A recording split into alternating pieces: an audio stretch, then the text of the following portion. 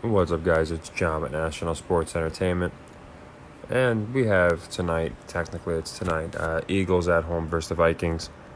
And this is a game I've actually found, I think it's going to be a pretty straightforward game. After watching week one, especially, we can see, again, I went over a lot of games in week one, just seemed like they were as advertised prison poundings, essentially. It looked like they could have been a trap line on one team, just blew the other out. I don't think that's going to continue all year. But to me, this game, I do think the Eagles are going to win pretty decisively. I think, and again, I could be wrong on this, but I have a feeling people still think the Vikings are a good team because, again, they made the NFC, I think the best record in the NFC last year, made the playoffs, obviously. I don't think they went too deep. I think they were a first-round elimination. They might have got past the first round, but still a good record, and going into the playoffs, they were one of the top odds for the NFC. So I think they remind me a lot of the Rams, to be honest, from the year prior, where really nothing happened. They did lose Dalvin Cook. They don't have the exact same squad, but they also added a couple receivers. Justin Jefferson's obviously, he's the best receiver in the league. He's just being pushed that way. So I don't see coming into the year, this is the reason I like the Lions. I didn't see why the Vikings were slightly less favored than the Lions. It just made no sense to me. The Lions at that point had done nothing to prove it yet, and the Vikings had done nothing to prove that the Lions had surpassed them. So I have a good feeling the Vikings are going to have a terrible year, probably somewhere between 5 and 7 wins, and I just don't see them winning this game. I think a lot of people are going to remember, the Vikings, just look at their record last year and put a good bit on them to win straight up. So then the question comes down to, do they cover? And I don't think they're going to. I think the Eagles are going to hold the cover. Again, public money, really tough to tell in some of these matchups. I would imagine, again, I don't use Vegas Insider and websites like that because I think they give false information. The lines don't even sort of add up. But here, I try and use my intuition as far as the public line here. And yeah, it was a touchdown, so it's been moving a little bit. I think it's not going to move much more. But to me, the Eagles will cover this spread. It's one of those, whether it's, I always try and use the logic, whether it's real or fake. Because then you're good either way. And this is one of those games. I feel like real or fake, it makes perfect sense that the Philadelphia Eagles are going to cover at home. At home, they've obviously been shown to be a much better team. They have this narrative. They had it all year long last year. It's part of the reason I picked the Patriots. And, the Eagles did cover that spread. They covered by a point. But basically, their wins on the road are very close, and then their wins at home are complete blowouts. So they haven't really got to see Hurts cook yet. They haven't seen A.J. Brown cook. There's a lot of guys that are going to have breakout games, in my opinion,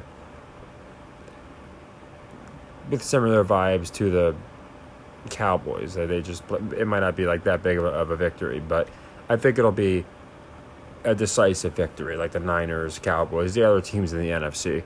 So the Eagles, I like their pick. I like them to cover this spread. And again, very simple. This is going to be a leg 3 because I do like to play quite a bit, and we have a leg 3.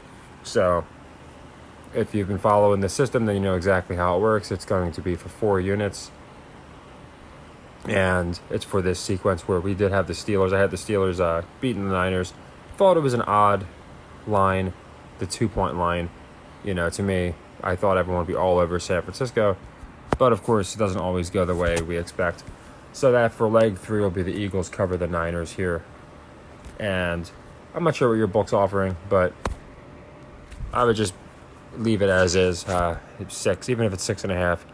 You could buy it down to 6, but I really, especially on leg 3s, do my best not to buy points. I just feel like it's juiced enough. So if you're at 6.5, you want to buy down to 6, again, you can. But I personally think just -6 is fine. And if your book's offering 6.5, I would take any of it. Honestly, I think it's going to be a pretty decisive win. I don't think a point is going to make a difference in this game. I think we're going to see Cousins basically play the way he should have been playing the last several years. Dude was just really not a great quarterback. He's not a draw. They tried to make him a draw last year with all those cringe videos of him dancing on the plane. I don't think it worked. And this team really gives me vibes of the Rams from last year. I think Jefferson's going to go nuts, and the rest of the team's going to be awful. And then Jefferson will wind up going to a team like the Eagles or something in a year or two.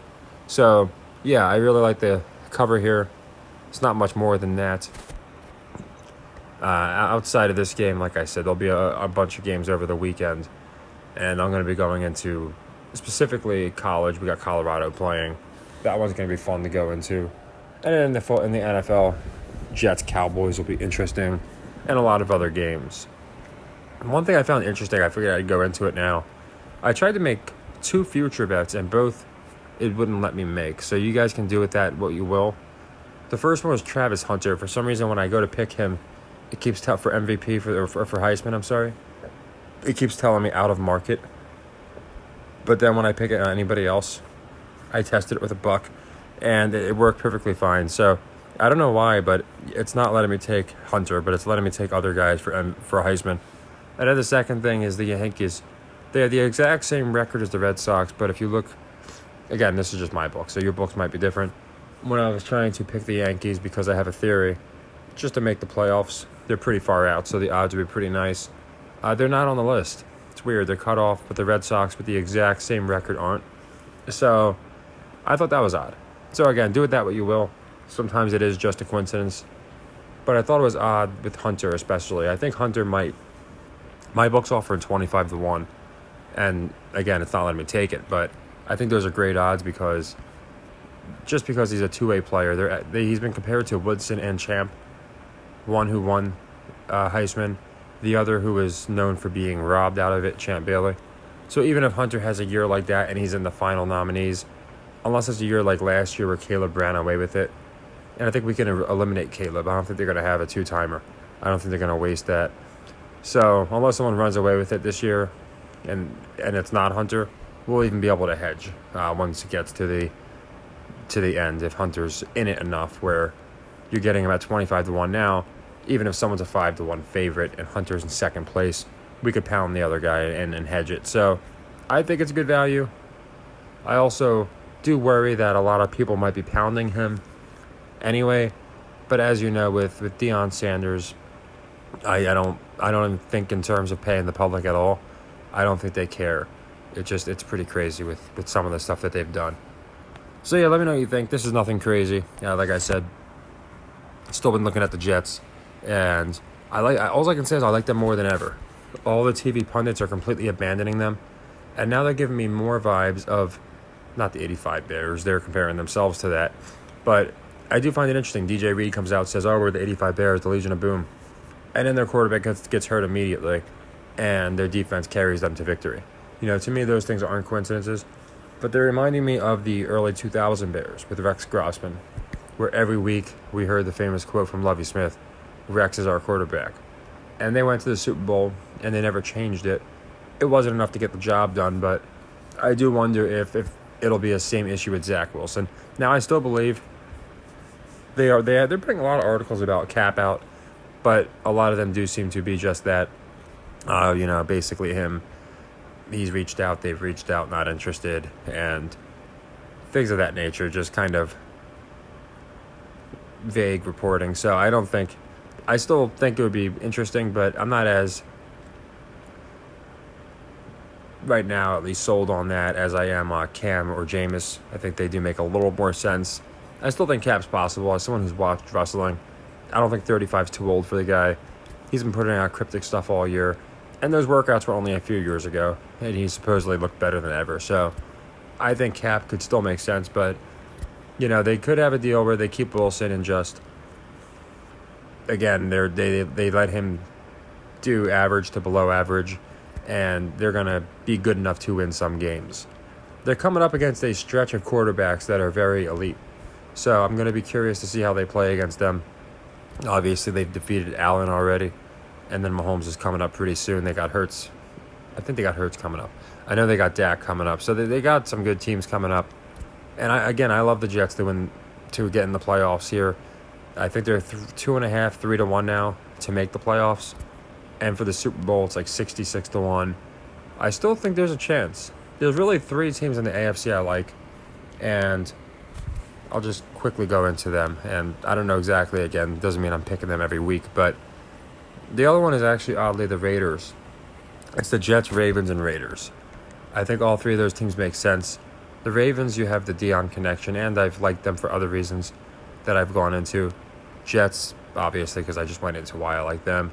And then the Raiders here, I do think there's a good chance. I have been sold on Jimmy G for a little bit now. Now, this spread to me looks a little suspicious. I think a lot of people will be taking the +9. So this game specifically, they might not win. But I do like the Raiders in general this year. So those are my three picks for, I've gone over them before, but not really in the same video. I'd gone into like different reasons, like future videos, and I'd gone into why I thought the Ravens made sense due to a lot of symbolism. And then the Raiders are the other one. I think they could definitely be a team that, especially with it being in Vegas, that makes it. And then the Jets are really the third team in the AFC that I really like. All the other teams in the AFC, I don't know what it is. They just don't really draw to me. Sure, you have the Dolphins or Jags possibility. There's a couple teams that have that possibility, but they don't resonate with me for some reason as good as the Jets do and the Ravens right now. And on the NFC side, I genuinely only like two teams. And it's funny because they actually looked the legitimate best week one, and I never pick with that logic. It just happens to be that way. It's the Niners and Cowboys. The Cowboys are being treated differently this year, and it could have something to do with Dan Snyder leaving, something as simple as that, Him and Jerry Jones obviously had a beef. And then the other one's the Niners. I don't think you could pass up on the Brock Purdy, Mr. Irrelevant storyline. So we'll be going into all these games, or at least a good portion of them. And like I said, we're doing pretty well. We had our first leg 3 loss, which was the Giants cover. Obviously, they got blown off the field. So we've closed every leg 3 except one. This is going to be I think the 4th leg 3 we play. Maybe the 3rd. I know we got the Lions. Okay, it's the 3rd one we're playing, yep. Oh, no, we got the Jets. So, it's the 4th one we've played. 2 for 3 on leg 3s, which is great. Even splitting leg 3s in the long run, if we just split them, we'll be fine. But we want to hit at it, I would say like a 60% clip. So I try and reserve leg 3s for games that I really like. And looking over the schedule this week, I do like the Eagles as much as almost any of these other games. Again, I just don't think people see the Vikings as a bottom dweller. I think people have been conditioned, kind of like the Tennessee Titans. I think people have been conditioned into thinking, oh, well, this team's always going to be competitive because they have been for such a long time and the division's been trash for such a long time. What I will say is, again, I'd gone into preseason predictions, and again, while we didn't have a great week one or by any stretch of the imagination, I think a lot of our long-term predictions are starting to look right. For example, I thought Love would have a good week one, and I have the Bears finishing last in the division. Maybe the Vikings last, but the Packers edging out the Bears.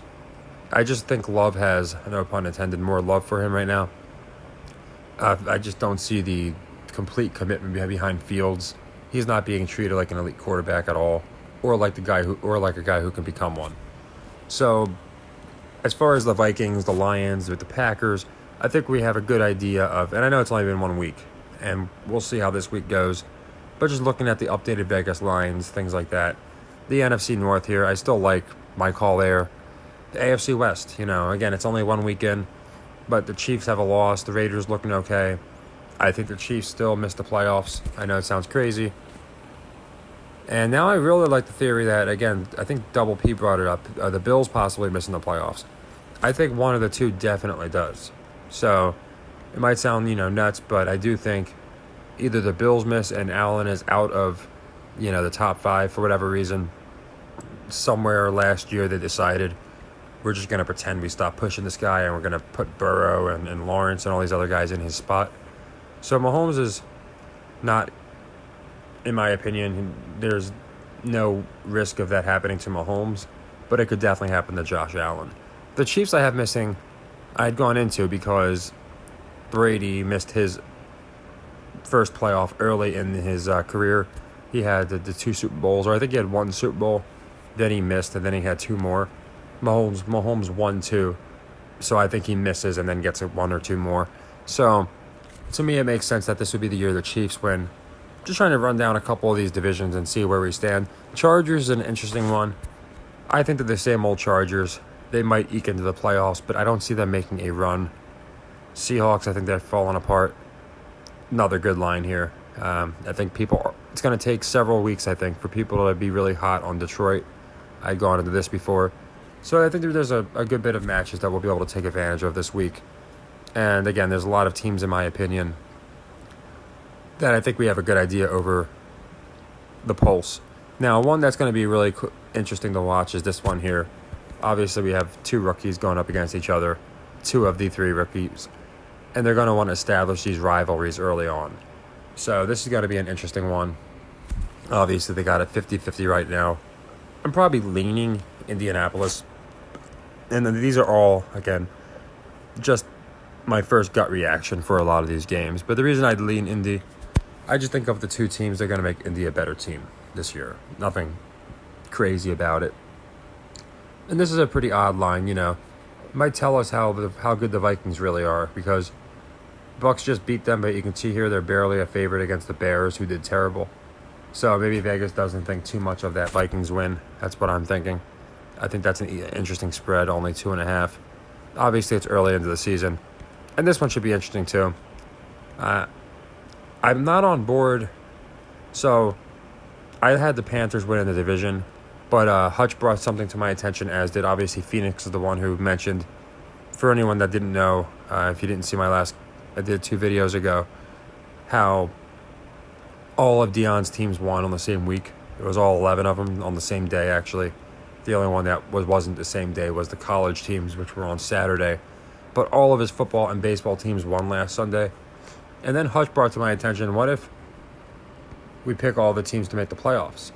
And you look at his teams, the Commanders are really the only one that probably have some work to do. And I still think there's a good chance they get in, especially with how the Giants started off. But my theory was, I think the Saints were the red herrings of this division, so I thought the Panthers were going to win it. 1 week in, I am officially, this is the only division winner I have changed. I'm changing from the Panthers to the Falcons, simply because that Deion theory is way too good to pass up on. So I think a lot of people are going to have the Saints for this division because of Carr, because of Kamara. But I do like I like the Deion theory. I got all of his teams in the playoffs, which is why I was looking at the Yankees odds, as I brought up earlier, and I found it very unusual that they weren't on the list. Like, I could see if they were mathematically eliminated, but they got the same record as the Red Sox. And for some reason, they cut off Yankees playoff odds, but not Red Sox. So I just thought that was interesting, if your book's offering it. My book might just, be down or something. It's just weird that only that team wasn't showing. And then for the MVP or Heisman, I don't know why I keep saying MVP, Hunter, he was like the only one that wouldn't let me bet on. So, again, you guys can do with that what you will. I just thought it was odd. And yeah, Deion, right now the only team he played for that right now it's looking like their playoffs might be in jeopardy is the Yankees. The Reds are looking like it's going to be a photo finish, along with the Giants. And then the other ones are very safe. You get obviously, like I said, the Yankees are the only one that aren't super safe. And in the NFL, the Ravens, the Niners, the Cowboys. Again, the only one that doesn't look too safe, or it doesn't look like a guarantee, is the Commanders. But I do think they'll get in. So, yeah, I didn't want to go on too much of a tangent. Just wanted to go into the reason I liked a couple of these different games and how I feel about the futures of some of these teams. The NFC South, I think, is going to suck no matter what. But I do think Deion's Falcons, especially with how some of these Georgia teams are doing, I think Deion's Falcons makes more sense than the Panthers with Bryce. But yeah, every other division that I went over already, I have the same winner. That was the only one that I had to reassess, and I think, you know what, it makes sense that the Falcons would win, especially with how Deion's being treated. So I'll be watching the World Series to see if we get the Braves or something on the NL side, just because, again, I think a couple teams, okay, but the way his teams have been doing, and on the same week last week was just insane. So I think their playoff wins and losses, things of that nature, are also going to correlate. So yeah, as far as tomorrow, leg 3, Eagles cover Vikings, and then I'll be going into all the Sunday games as well. And thank you everybody for the support. We're basically where we were with the first channel. We got shut down, as you know, if you've been watching for any period of time, on Christmas. And it was because I had applied for monetization. So right when I hit like $9.99, a human reviewed the account, and then I immediately got shut down. Just Thanos snapped out of the air. No. I tried appealing and nothing worked. So I immediately made this channel a couple days later, and we're back where we were. So it is pretty crazy. I never really look at numbers that way. To me, it's just if 5 people can get a little bit of help or find something that they deem to be helpful for my channel, that's all I ever wanted to do. But the fact we have an awesome Discord now and we bounce back, it's tough. They shut us down and people had to search out my name just to find my channel for the first couple months. It took us a while of grinding just to get back to where we were, but we did. And hopefully we don't get shut down again. Like I said, this time, luckily, I don't think the 1,000 is going to make a difference like last time, because I've tried to completely cut out the possibility of a human looking into the account. So obviously you never know. One of these days I could just check it and it's gone. But I think we will be good as long as that remains the way it is. I think that's the only reason I got shut down last time, because the timing was too coincidental. I can't imagine, it is pretty crazy. It was on Christmas, but it's the fact that the only thing that happens when you apply is a human reviews it, and then that's when I got shut down.